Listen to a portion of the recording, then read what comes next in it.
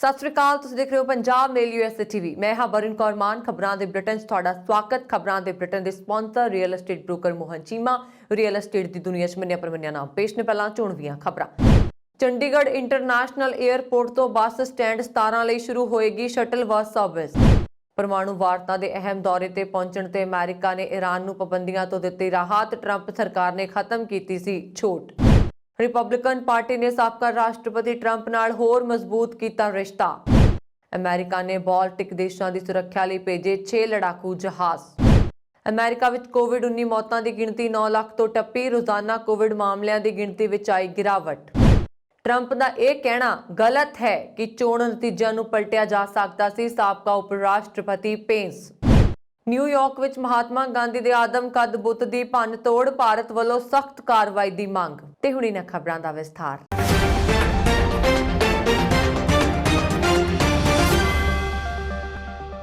Chandigarh transport undertaking ਜਲਦੀ ਹੀ international airport ਤੋਂ ISBT 17 ਲਈ ਸ਼ਟਲ ਬੱਸ ਸਰਵਿਸ ਸ਼ੁਰੂ ਕਰਨ ਜਾ ਰਿਹਾ, ਜਿਸ ਲਈ ਪ੍ਰਸ਼ਾਸਨ ਨੇ ਪੂਰੀ ਤਿਆਰੀ ਕਰ ਲਈ ਹੈ ਅਤੇ ਰੂਟ ਵੀ ਫਾਈਨਲ ਕਰ ਲਿਆ ਹੈ। ਪਿਛਲੇ ਕਾਫੀ ਸਮੇਂ ਤੋਂ 에ਅਰਪੋਰਟ ਤੋਂ ਸ਼ਟਲ ਬੱਸ ਸਰਵਿਸ ਸ਼ੁਰੂ ਕਰਨ ਦੀ ਮੰਗ ਚੱਲ ਰਹੀ ਸੀ, ਜਿਸ ਨੂੰ ਧਿਆਨ ਵਿੱਚ ਰੱਖਦਿਆਂ ਹੀ ਪ੍ਰਸ਼ਾਸਨ ਨੇ ਇਹ ਫੈਸਲਾ ਲਿਆ ਹੈ। ਸ਼ਟਲ ਸਰਵਿਸ ਵਿੱਚ ਬੱਸ ਸੋਹਾਣਾ ਅਤੇ ISBT 43 ਵਿੱਚ ਵੀ ਰੁਕੇਗੀ। ਇਸ ਸੰਬੰਧੀ ਵਿਭਾਗ ਦੇ ਇੱਕ ਅਧਿਕਾਰੀ ਨੇ ਦੱਸਿਆ ਕਿ ਇੰਟਰਨੈਸ਼ਨਲ 에ਅਰਪੋਰਟ ਤੋਂ ਸ਼ਟਲ ਬੱਸ ਸਰਵਿਸ ਸ਼ੁਰੂ ਕਰਨ ਲਈ ਉਹਨਾਂ ਨੇ ਪੂਰੀ ਤਿਆਰੀ ਕਰ ਲਈ ਹੈ। ਜਲਦੀ ਹੀ ਇਹ ਸੇਵਾ ਸ਼ੁਰੂ ਕਰ ਦਿੱਤੀ ਜਾਏਗੀ। ਦੱਸਣਯੋਗ ਹੈ ਕਿ ISBT 17 ਤੋਂ ਬੱਸ ਸਰਵਿਸ ਸਵੇਰੇ 4:20 ਤੋਂ ਸ਼ੁਰੂ ਹੋਏਗੀ, ਜਦੋਂ ਕਿ 에ਅਰਪੋਰਟ ਤੋਂ ਸਵੇਰੇ 5:20 ਤੋਂ ਪਹਿਲੀ ਬੱਸ ਨਿਕਲੇਗੀ। 에ਅਰਪੋਰਟ ਤੋਂ ਅੱਧੀ ਰਾਤ 12:55 ਤੇ ਆਖਰੀ ਬੱਸ ਨਿਕਲੇਗੀ। CTU ਨੇ ਬੱਸਾਂ ਦੀ ਸਾਰੀ ਟਾਈਮਿੰਗ ਫਲਾਈਟਾਂ ਦੇ ਆਉਣ ਅਤੇ ਜਾਣ ਦੇ ਸਮੇਂ ਦੇ ਹਿਸਾਬ ਤੇ ਨਿਰਧਾਰਤ ਕੀਤੀ ਹੈ, ਤਾਂ ਜੋ 에ਅਰਪੋਰਟ ਲਈ ਜਾਣ ਅਤੇ ਉੱਥੋਂ ਆਉਣ ਲਈ ਲੋਕਾਂ ਨੂੰ ਇੰਤਜ਼ਾਰ ਨਾ ਕਰਨਾ ਪਵੇ। ਕਿਸੇ ਵੀ ਸਟਾਪ ਲਈ ਇੱਕ ਕਿਰਾਇਆ 100 ਰੁਪਏ ਨਿਰਧਾਰਿਤ ਕੀਤਾ ਗਿਆ ਹੈ। ਪ੍ਰਸ਼ਾਸਨ ਨੇ ਇੰਟਰਨੈਸ਼ਨਲ 에ਅਰਪੋਰਟ ਤੇ CTU ਸਰਵਿਸ ਕਾਊਂਟਰ ਸਥਾਪਿਤ ਕਰ ਦਿੱਤਾ ਹੈ, ਜੋ ਲੋਕਾਂ ਨੂੰ ਸ਼ਟਲ ਬੱਸ ਸਰਵਿਸ ਸੰਬੰਧੀ ਜਾਗਰੂਕ ਕਰੇਗਾ।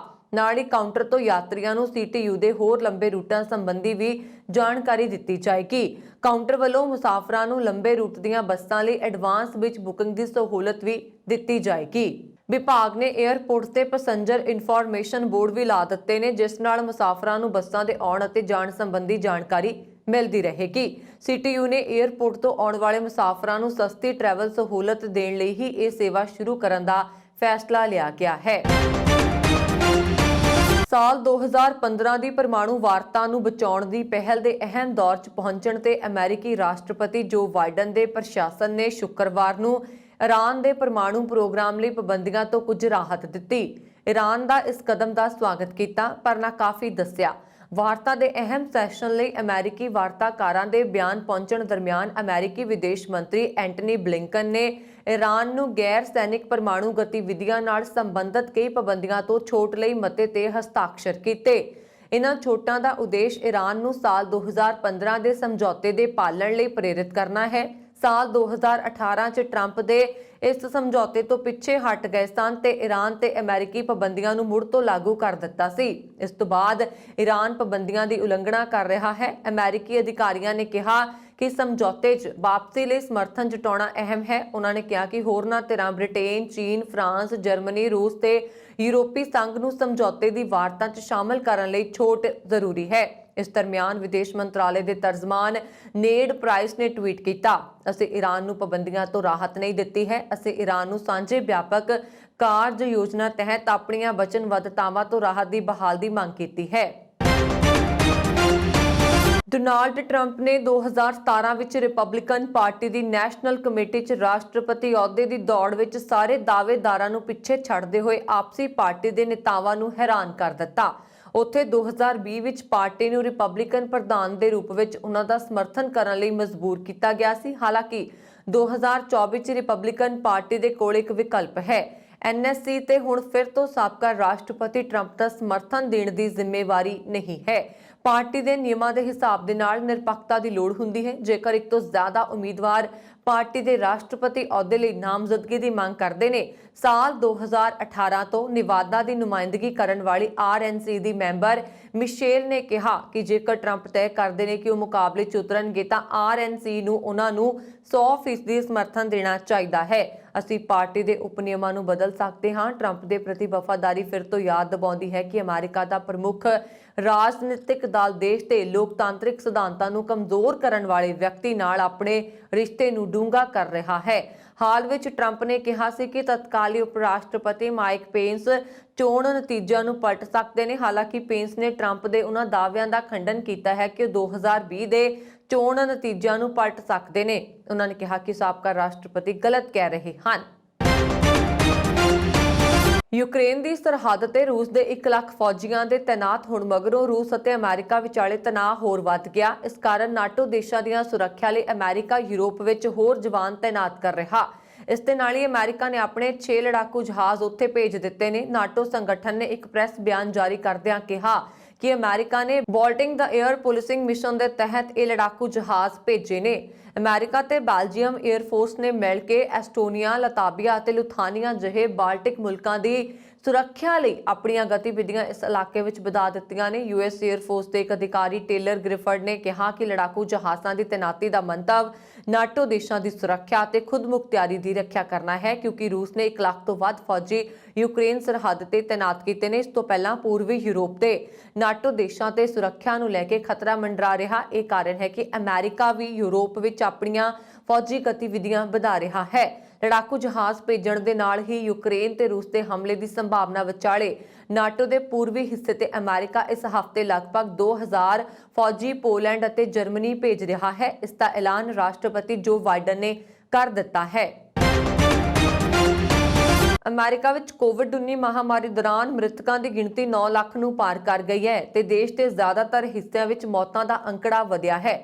ਪਰ ਇਸ ਦੇ ਨਾਲ ਹੀ ਮਹਾਮਾਰੀ ਨੂੰ ਲੈ ਕੇ ਪੱਖੀ ਖਬਰਾਂ ਵੀ ਆ ਰਹੀਆਂ ਨੇ। ਅਮਰੀਕਾ ਦੇ 50 ਰਾਜਾਂ ਵਿੱਚੋਂ 49 ਵਿੱਚ ਕੋਵਿਡ ਦੇ ਰੋਜ਼ਾਨਾ ਮਾਮਲੇ ਘਟ ਰਹੇ ਨੇ ਤੇ ਮੱਧ ਜਨਵਰੀ ਤੋਂ ਲੈ ਕੇ ਹੁਣ ਤੱਕ ਦੇਸ਼ ਵਿੱਚ ਤਕਰੀਬਨ 5 ਲੱਖ ਮਾਮਲੇ ਘਟੇ ਨੇ।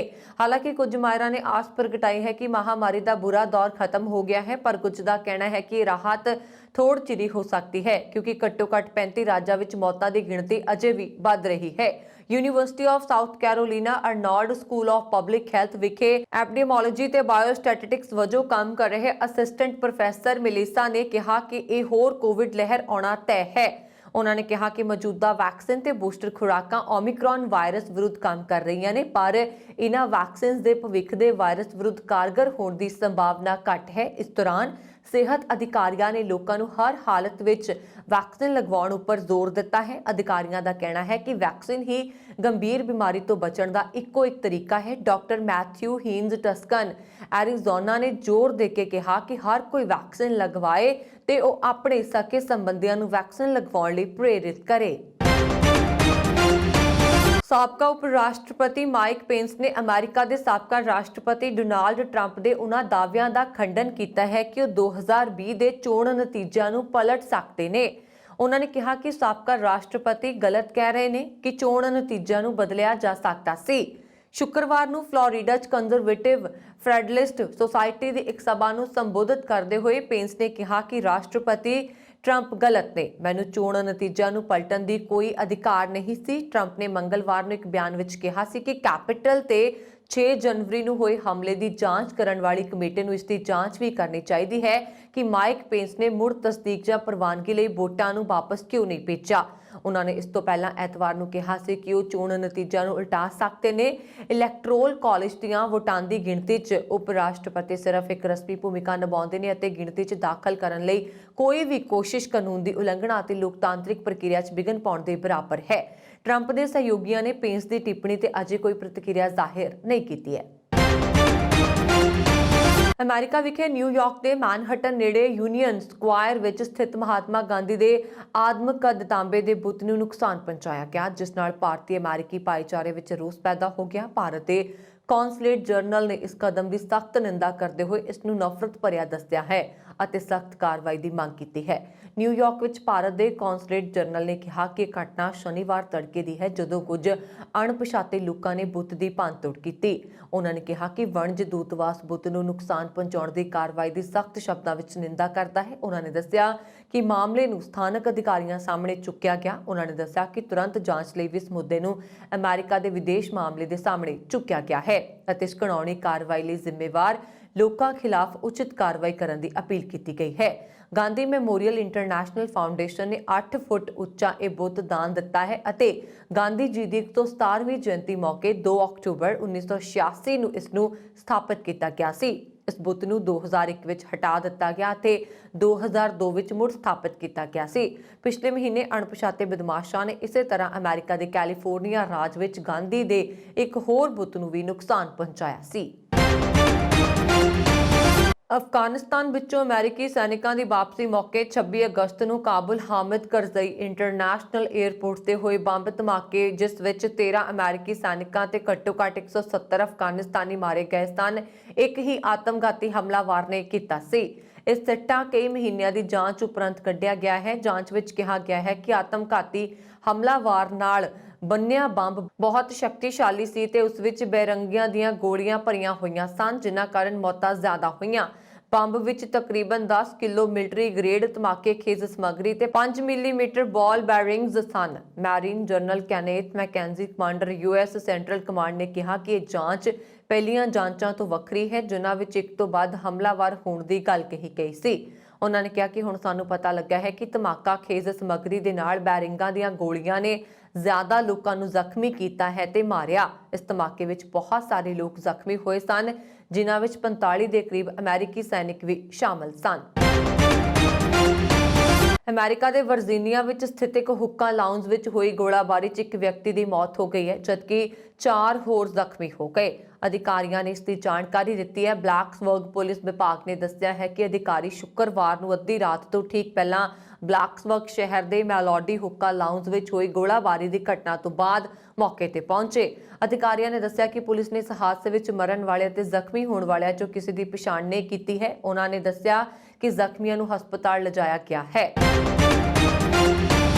ਕੈਨੇਡੀਅਨ ਟਰੱਕ ਡਰਾਈਵਰਾਂ ਦੇ ਅੰਦੋਲਨ ਵਿੱਚ ਇਸ ਤੋਂ ਪਹਿਲਾਂ ਕਿ ਹਾਲਾਤ ਬੇਕਾਬੂ ਹੋਣ, ਧਰਨਾਕਾਰੀਆਂ ਨੂੰ ਖਦੇੜਨ ਅਤੇ ਓਟਾਵਾ ਪੁਲਿਸ ਨੇ ਅੰਦਰ ਖਾਤੇ ਪੂਰੀ ਤਿਆਰੀ ਕਰ ਲਈ ਹੈ। ਓਟਾਵਾ ਵਿੱਚ ਕਈ ਥਾਵਾਂ ਤੇ ਘਰਾਂ ਦੇ ਸ਼ੀਸ਼ੇ ਤੋੜਨ, ਪੱਤਰਕਾਰਾਂ ਨੂੰ ਧਮਕਾਉਣ ਅਤੇ ਘੱਟ ਗਿਣਤੀਆਂ ਨਾਲ ਨਸਲੀ ਵਿਤਕਰੇ ਦੀਆਂ ਘਟਨਾਵਾਂ ਸਾਹਮਣੇ ਆਉਣ ਦੀਆਂ ਰਿਪੋਰਟਾਂ ਵੀ ਆ ਰਹੀਆਂ ਨੇ। ਓਟਾਵਾ ਪੁਲਿਸ ਦੇ ਮੁਖੀ ਪੀਟਰ ਸਲੋਲੀ ਨੇ ਕਿਹਾ ਕਿ ਪਾਣੀ ਸਿਰ ਤੋਂ ਲੰਘਦਾ ਜਾ ਰਿਹਾ ਅਤੇ ਹੁਣ ਫੈਸਲਾਕੁਨ ਕਾਰਵਾਈ ਕਰਨੀ ਪਏਗੀ। ਪੱਤਰਕਾਰਾਂ ਨਾਲ ਗੱਲਬਾਤ ਕਰਦਿਆਂ ਉਹਨਾਂ ਨੇ ਕਿਹਾ ਕਿ ਆਮ ਲੋਕਾਂ ਵਾਸਤੇ ਵੱਡਾ ਖਤਰਾ ਬਣਦੇ ਜਾ ਰਹੇ ਇਸ ਅੰਦੋਲਨ ਨੂੰ ਲੰਬਾ ਸਮਾਂ ਜਾਰੀ ਰਹਿਣ ਦੀ ਆਗਿਆ ਨਹੀਂ ਦਿੱਤੀ ਜਾ ਸਕਦੀ। ਕੈਨੇਡਾ ਦੀ ਰਾਜਧਾਨੀ ਓਟਾਵਾ ਵਿੱਚ ਬੀਤੇ ਦਿਨਾਂ ਤੋਂ ਕੋਰੋਨਾ ਕਾਰਨ ਚੱਲ ਰਹੀਆਂ ਪਾਬੰਦੀਆਂ ਵਿਰੁੱਧ ਕੀਤੇ ਜਾ ਰਹੇ ਮੁਜ਼ਾਹਰੇ ਵਿੱਚ ਸ਼ਾਮਲ ਲੋਕਾਂ ਦੀ ਆਰਥਿਕ ਮਦਦ ਵਾਸਤੇ GoFundMe ਨਾਮਕ ਵੈਬਸਾਈਟ ਰਾਹੀਂ ਫੰਡ ਇਕੱਤਰ ਕੀਤੇ ਜਾ ਰਹੇ ਸਨ, ਜੋ ਕੁੱਲ ਰਕਮ $1 ਕਰੋੜ ਤੋਂ ਵੱਧ ਚੁੱਕੀ ਸੀ। ਪਰ ਬੀਤੇ ਕੱਲ ਵੈਬਸਾਈਟ ਦੇ ਸੰਚਾਲਕਾਂ ਨੇ ਦਾਨੀਆਂ ਤੋਂ ਹੋਰ ਦਾਨ ਲੈਣਾ ਬੰਦ ਕਰਕੇ ਫਰੀडम ਕਨਵੋਏ 2022 ਨਾਮਕ ਪੇਜ ਹੀ ਬੰਦ ਕਰਨ ਦਾ ਐਲਾਨ ਕਰ ਦਿੱਤਾ।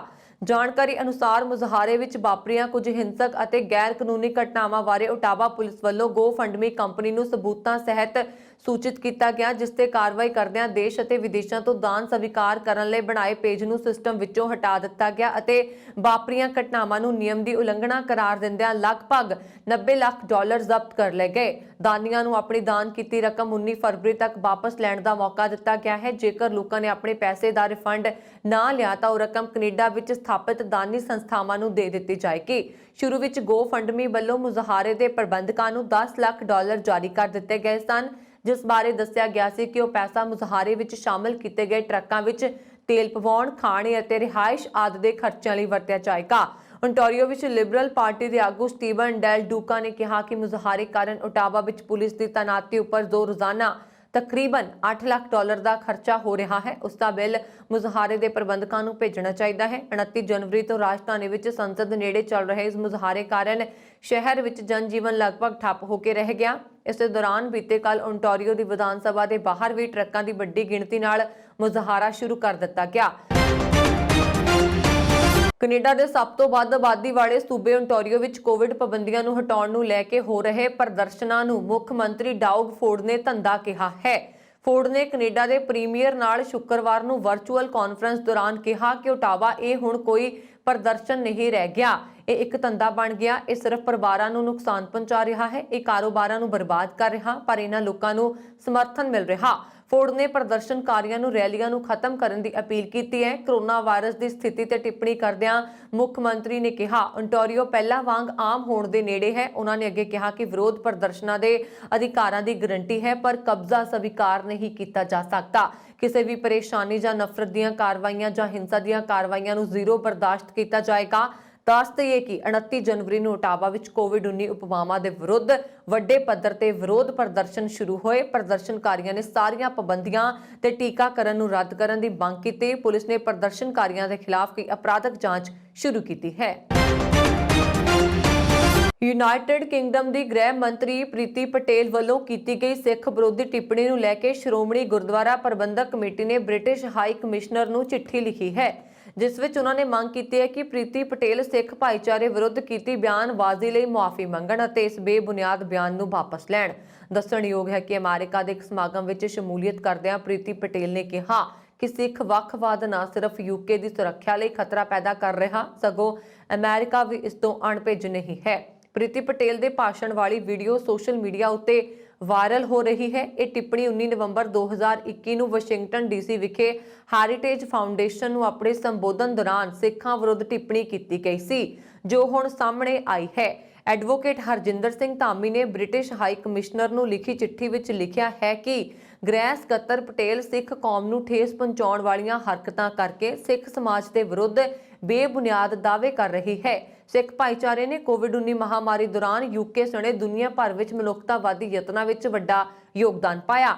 ਉਹਨਾਂ ਨੇ ਕਿਹਾ ਕਿ ਦੁਨੀਆ ਭਰ ਦੇ ਸਿੱਖਾਂ ਨੇ ਆਪਣੀ ਮਿਹਨਤ ਨਾਲ ਵੱਖ-ਵੱਖ ਦੇਸ਼ਾਂ ਵਿੱਚ ਉੱਚ ਪੱਧਰ ਤੇ ਮੁਕਾਮ ਹਾਸਲ ਕੀਤਾ, ਪਰ ਪਟੇਲ ਵਰਗੇ ਨੇਤਾਵਾਂ ਵੱਲੋਂ ਕੀਤਾ ਜਾ ਰਿਹਾ ਪ੍ਰਚਾਰ ਸਿੱਖ ਕੌਮ ਦੇ ਅਕਸ ਨੂੰ ਢਾਹ ਲਾਉਣ ਵਾਲਾ ਹੈ। ਯੂਕੇ ਦੀਆਂ ਸਿੱਖ ਜਥੇਬੰਦੀਆਂ ਨੇ ਇਸ ਮੁੱਦੇ ਨੂੰ ਸ਼੍ਰੋਮਣੀ ਗੁਰਦੁਆਰਾ ਪ੍ਰਬੰਧਕ ਕਮੇਟੀ ਦੇ ਧਿਆਨ ਵਿੱਚ ਲਿਆਂਦਾ।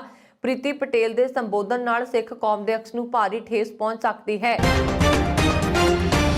रूस ने शनिवार ਨੂੰ ਆਪਣੇ 2 ਬੰਬਾਰ ਬੈਲਾਰੂਸ ਦੇ ਅਸਮਾਨ ਵਿੱਚ ਉਡਾਏ। TU-M3 ਬੰਬਾਰ ਪਰਮਾਣੂ ਹਮਲੇ ਕਰਨ ਦੇ ਸਮਰੱਥ ਨੇ। ਅੱਜਕੱਲ ਰੂਸੀ ਫੌਜਾਂ ਬੈਲਾਰੂਸੀਅਨ ਫੌਜਾਂ ਨਾਲ ਅਭਿਆਸ ਕਰ ਰਹੀਆਂ ਨੇ। ਬੈਲਾਰੂਸ ਦੀ ਯੂਕਰੇਨ ਨਾਲ ਸਰਹੱਦ ਸਾਂਝੀ ਹੈ। ਇਹ ਖਦਸ਼ਾ ਹੈ ਕਿ ਰੂਸ ਬੈਲਾਰੂਸ ਰਾਹੀਂ ਯੂਕਰੇਨ ਨੂੰ ਘੇਰ ਰਿਹਾ ਹੈ ਤੇ ਹਮਲੇ ਦੇ ਸਮੇਂ ਕਈ ਮੋਰਚੇ ਖੋਲ ਦੇਗਾ। यूक्रेन की राजधानी की बेलारूस तो सिर्फ 75 किलोमीटर दूर है। पता लगा है कि रूस ने दूर दुराडे साइबेरिया तो अपनी फौज को हटा के देश के पूर्वी हिस्से च बेलारूस भेज दिता। इस तरह बेलारूस च रूसी सैनिकों की गिणती बढ़ाई जा रही है। नाटो बेलारूस 30,000 रूसी सैनिकों का दावा करता है, जो 1991 तो बाद सब तो वध है। रूस ते बेलारूस विचकार करीबी रखिया संबंध ते समझौते हैं। पता लगा है कि यूक्रेन नेड़े आर्कटिक सागर ते मैडिटेरियन सागर च भी रूसी जंगी बेड़े वध रहे ने। ब्रिटेन की महाराणी एलिजाबैथ दूजी ने कहा है कि प्रिंस चार्लस ते महाराज बनन ते डचेस ऑफ कॉर्नवाल कैमिला महाराणी होएगी। महाराणी एलिजाबैथ दूजी ने शनिवार ਨੂੰ राष्ट्र ਦੇ ਨਾਂ ਤੇ ਆਪਣੇ प्लैटिनम जुबली संदेश विच कैमिला ਦਾ समर्थन किया ਅਤੇ शाही परिवार के भविख ਨੂੰ आकार दिता। महारानी ने अपनी इच्छा जताते हुए कहा कि प्रिंस चार्लस के महाराज बनन ते कैमिला ਨੂੰ क्वीन कंसोर्ट के रूप में जानिया जाएगा। ताजपोशी के 70 साल पूरे होने ते एलिजाबैथ दूजी ने अपनी नौ कैमिला ਨੂੰ ਲੈ ਕੇ ਆਪਣੀਆਂ ਆਸਾਂ ਪ੍ਰਗਟ ਕੀਤੀਆਂ। 95 ਸਾਲਾ महारानी ने लिखती संदेश विच कहा कि मैं तुहाडे समर्थन ਲਈ ਤੁਹਾਡਾ ਸਾਰਿਆਂ ਦਾ ਧੰਨਵਾਦ ਕਰਨਾ ਚਾਹੁੰਦੀ ਹਾਂ। ਤੁਸੀਂ ਮੇਰੇ ਪ੍ਰਤੀ ਜੋ ਵਫਾਦਾਰੀ ਅਤੇ ਪਿਆਰ ਦਿਖਾਇਆ ਹੈ, ਇਸ ਲਈ ਮੈਂ ਹਮੇਸ਼ਾ ਧੰਨਵਾਦੀ ਰਹਾਂਗੀ। ਸਮਾਂ ਆਉਣ ਤੇ ਜਦੋਂ ਮੇਰਾ ਬੇਟਾ ਚਾਰਲਸ ਮਹਾਰਾਜ ਬਣੇਗਾ ਤਾਂ ਮੈਨੂੰ ਉਮੀਦ ਹੈ ਕਿ ਤੁਸੀਂ ਉਸ ਨੂੰ ਅਤੇ ਉਸ ਦੀ ਪਤਨੀ ਕੈਮਿਲਾ ਨੂੰ ਵੀ ਉਹੀ ਸਮਰਥਨ ਦਿਓਗੇ ਜੋ ਤੁਸੀਂ ਮੈਨੂੰ ਦਿੱਤਾ ਹੈ ਅਤੇ ਮੇਰੀ ਇੱਛਾ ਹੈ ਕਿ ਜਦੋਂ ਉਹ ਸਮਾਂ ਆਏਗਾ ਤਾਂ ਕੈਮਿਲਾ ਨੂੰ ਕੁਈਨ ਕੰਸੋਰਟ ਵਜੋਂ ਜਾਣਿਆ ਜਾਏਗਾ। ਚਾਰਲਸ ਅਤੇ ਕੈਮਿਲਾ ਨੇ ਇੱਕ ਦੂਜੇ ਨਾਲ 2005 ਵਿੱਚ ਵਿਆਹ ਕੀਤਾ ਸੀ। ਐਲਿਜ਼ਾਬੈਥ ਦਾ ਇਹ ਐਲਾਨ ਕੈਮਿਲਾ ਨੂੰ ਸ਼ਾਹੀ ਮੈਂਬਰ ਦੇ ਤੌਰ ਤੇ ਅਪਣਾਉਣ ਦੀ ਮਨਜ਼ੂਰੀ ਦਿੰਦਾ ਹੈ। ਆਖਰ ਜਿਸ ਦਾ ਡਰ ਸੀ ਉਹੀ ਹੋਇਆ। ਭਾਰਤ ਨੇ ਆਪਣਾ ਸਭ ਤੋਂ ਅਨਮੋਲ ਰਤਨ ਖੋ ਦਿੱਤਾ। ਬਾਲੀਵੁੱਡ ਦੀ ਮਸ਼ਹੂਰ ਗਾਇਕਾ ਲਤਾ ਮੰਗੇਸ਼ਕਰ ਕੋਰੋਨਾ ਦੀ ਜੰਗ ਹਾਰ ਕੇ ਦੁਨੀਆ ਨੂੰ ਅਲਵਿਦਾ ਕਹਿ ਗਏ। ਉਹਨਾਂ ਨੇ ਬੰਬਈ ਦੇ ਬ੍ਰੀਚ ਕੈਂਡੀ ਹਸਪਤਾਲ ਵਿੱਚ ਆਖਰੀ ਸਾਹ ਲਿਆ। 92 ਸਾਲਾ ਲਤਾ ਜੀ ਦੀ 8 ਜਨਵਰੀ ਨੂੰ ਕਰੋਨਾ ਰਿਪੋਰਟ ਪੋਜ਼ਿਟਿਵ ਆਈ ਸੀ, ਜਿਸ ਤੋਂ ਬਾਅਦ ਉਹਨਾਂ ਨੂੰ ਤੁਰੰਤ ਹਸਪਤਾਲ ਵਿੱਚ ਭਰਤੀ ਕਰਵਾਇਆ ਗਿਆ ਸੀ। ਉਹਨਾਂ ਦੇ ਭਰਤੀ ਹੋਣ ਦੀ ਖਬਰ ਵੀ 2 ਦਿਨ ਬਾਅਦ 10 ਜਨਵਰੀ ਨੂੰ ਸਾਹਮਣੇ ਆਈ ਸੀ। ਉਹਨਾਂ ਨੇ ਕਰੋਨਾ ਅਤੇ ਨਿਮੋਨੀਆ ਦੋਵਾਂ ਨਾਲ 29 ਦਿਨ ਤੱਕ ਇਕੱਠੇ ਜੰਗ ਲੜੀ। ਉਹਨਾਂ ਬ੍ਰੀਚ ਕੈਂਡੀ ਹਸਪਤਾਲ ਦੇ ICU ਵਿੱਚ ਰੱਖਿਆ ਗਿਆ ਸੀ। ਕਾਫੀ ਲੰਬੇ ਸਮੇਂ ਤੋਂ ਲਤਾ ਮੰਗੇਸ਼ਕਰ ਦਾ ਇਲਾਜ ਕਰ ਰਹੇ ਡਾਕਟਰ ਪ੍ਰਤੀਤ ਦੀ ਦੇਖ-ਰੇਖ ਵਿੱਚ ਡਾਕਟਰਾਂ ਦੀ ਟੀਮ ਉਹਨਾਂ ਦਾ ਇਲਾਜ ਕਰ ਰਹੀ ਸੀ। ਇਲਾਜ ਦੌਰਾਨ ਉਹਨਾਂ ਦੀ ਸਿਹਤ ਵਿੱਚ ਸੁਧਾਰ ਵੀ ਦੇਖਿਆ ਜਾ ਰਿਹਾ ਸੀ। ਉਹਨਾਂ ਨੇ ਲਗਾਤਾਰ ਆਬਜ਼ਰਵੇਸ਼ਨ ਵਿੱਚ ਰੱਖਿਆ ਗਿਆ ਸੀ। ਕਰੀਬ 5 ਦਿਨ ਪਹਿਲਾਂ ਉਹਨਾਂ ਦੀ ਸਿਹਤ ਵਿੱਚ ਸੁਧਾਰ ਹੋਣਾ ਵੀ ਸ਼ੁਰੂ ਹੋ ਗਿਆ ਸੀ। ਆਕਸੀਜਨ ਕੱਢ ਦਿੱਤੀ ਗਈ ਸੀ, ਪਰ ICU ਵਿੱਚ ਰੱਖਿਆ ਗਿਆ ਸੀ। ਸੁਰਾਂ ਦੀ ਕੋਇਲ, ਦੀਦੀ ਅਤੇ ਤਾਈ ਜਿਹੇ ਨਾਵਾਂ ਨਾਲ ਲੋਕਪ੍ਰਿਯ ਲਤਾ ਮੰਗੇਸ਼ਕਰ ਜੀ ਦੇ ਦੇਹਾਂਤ ਨਾਲ ਪੂਰੇ ਦੇਸ਼ 'ਚ ਸੋਗ ਦੀ ਲਹਿਰ ਹੈ। ਫੈਨਸ ਉਹਨਾਂ ਦੇ ਠੀਕ ਹੋਣ ਦੀਆਂ ਦੁਆਵਾਂ ਕਰ ਰਹੇ ਸੀ, ਪਰ ਇਸ ਬੁਰੀ ਖਬਰ ਨਾਲ ਕਰੋੜਾਂ ਸੰਗੀਤ ਪ੍ਰੇਮੀਆਂ ਦਾ ਦਿਲ ਟੁੱਟ ਗਿਆ। ਸੈਂਕੜੇ ਗਾਣਿਆਂ ਨੂੰ ਆਪਣੀ ਆਵਾਜ਼ ਦੇਣ ਵਾਲੇ ਲਤਾ ਜੀ ਸਭ ਨੂੰ ਛੱਡ ਕੇ ਚਲੇ ਗਏ। 92 ਸਾਲਾ ਲਤਾ ਜੀ ਨੇ 36 ਭਾਸ਼ਾਵਾਂ ਵਿੱਚ 50,000 ਗੀਤ ਗਾਏ, ਜੋ ਕਿਸੇ ਵੀ ਗਾਇਕ ਲਈ ਰਿਕਾਰਡ ਨੇ। ਉਹਨਾਂ ਨੇ 1000 ਤੋਂ ਵੱਧ ਫਿਲਮਾਂ ਵਿੱਚ ਆਪਣੀ ਆਵਾਜ਼ ਦਿੱਤੀ। ਸੰਨ 2000 ਤੋਂ ਬਾਅਦ ਉਹਨਾਂ ਨੇ ਫਿਲਮਾਂ ਵਿੱਚ ਗਾਉਣਾ ਘਟਾ ਦਿੱਤਾ ਤੇ ਕੁਝ ਚੋਣਵੀਆਂ ਫਿਲਮਾਂ ਵਿੱਚ ਗਾਇਆ। ਉਹਨਾਂ ਦਾ ਆਖਰੀ ਗੀਤ 2015 ਦੀ ਫਿਲਮ ਡਿਨੋ ਵਿੱਚ ਆਇਆ ਸੀ। ਟੀਮ ਇੰਡੀਆ ਨੇ 5ਵੀਂ ਵਾਰ ਅੰਡਰ-19 ਕ੍ਰਿਕਟ ਵਿਸ਼ਵ ਕੱਪ ਦੇ ਖਿਤਾਬ ਤੇ ਕਬਜ਼ਾ ਕੀਤਾ। ਭਾਰਤ ਨੇ ਫਾਈਨਲ ਮੈਚ ਵਿੱਚ ਇੰਗਲੈਂਡ ਨੂੰ 4 ਵਿਕਟਾਂ ਨਾਲ ਮਾਤ ਦਿੱਤੀ। ਭਾਰਤ ਲਈ ਨਿਸ਼ਾਂਤ ਸੰਧੂ ਨੇ ਨਾਬਾਦ ਅਰਧ ਸੈਂਕੜਾ ਜੜਿਆ। ਉਸ ਦੇ ਅਰਧ ਸੈਂਕੜੇ ਦੀ ਬਦੌਲਤ ਭਾਰਤ ਨੇ ਖਿਤਾਬੀ ਮੈਚ ਹਾਸਲ ਕੀਤਾ।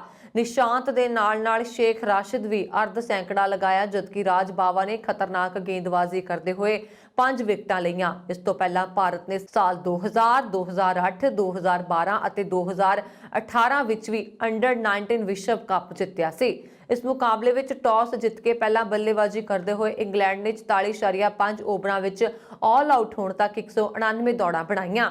ਇਸ ਦੇ ਜਵਾਬ ਵਿੱਚ ਭਾਰਤੀ ਟੀਮ ਨੇ 47.4 ਓਵਰਾਂ ਵਿੱਚ 6 ਵਿਕਟਾਂ ਦੇ ਨੁਕਸਾਨ ਤੇ ਟੀਚਾ ਹਾਸਲ ਕਰ ਲਿਆ।